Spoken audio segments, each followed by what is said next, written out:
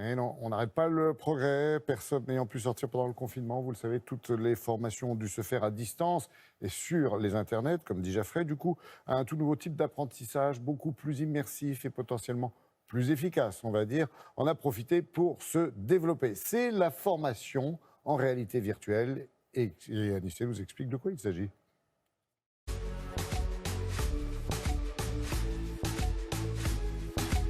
On apprend mieux les choses en les faisant qu'en écoutant quelqu'un nous expliquer comment faire. C'est un principe pédagogique fondamental. Et c'est le principal intérêt de la réalité virtuelle dans la formation. Elle va nous plonger dans une situation la plus réaliste possible pour qu'on ait moins d'appréhension quand il faut ensuite appliquer ce qu'on a appris dans la vie réelle. Prenons l'exemple d'une formation au premier secours. On va commencer par installer un casque de réalité virtuelle et des capteurs sur les mains. Puis on sera plongé dans une véritable situation d'urgence. Au lieu de voir un mannequin en plastique, on verra une vraie personne. Et comme le mannequin est équipé de capteurs, il pourra lui aussi réagir. Donc on oubliera que c'est pour de faux. On sera dans le même stress avec l'impression de vraiment sauver quelqu'un. Et tous les gestes vont mieux s'imprimer dans notre cerveau.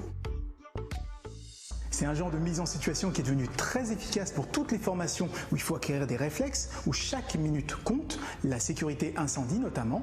On commence par une formation théorique, classique, puis on passe rapidement à la pratique grâce à la réalité virtuelle.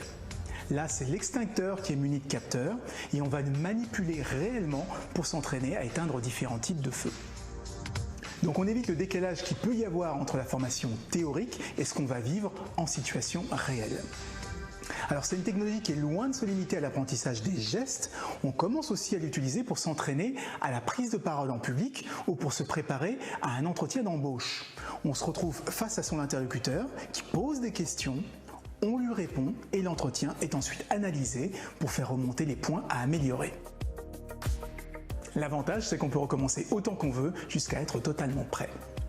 C'est une technique de plus en plus expérimentée par les entreprises pour développer les compétences comportementales et les qualités humaines, notamment dans la gestion des conflits. Là, on est plongé dans une sorte de jeu de rôle avec un collaborateur et une situation à débloquer. Et pour que ce soit le plus réaliste possible, ce sont des acteurs qui ont tourné les scénettes. Et en fin de session, on change de point de vue pour se mettre dans la peau de la personne qu'on essaie d'apaiser, ce qui permet de mieux comprendre l'impact qu'auront nos mots et notre attitude.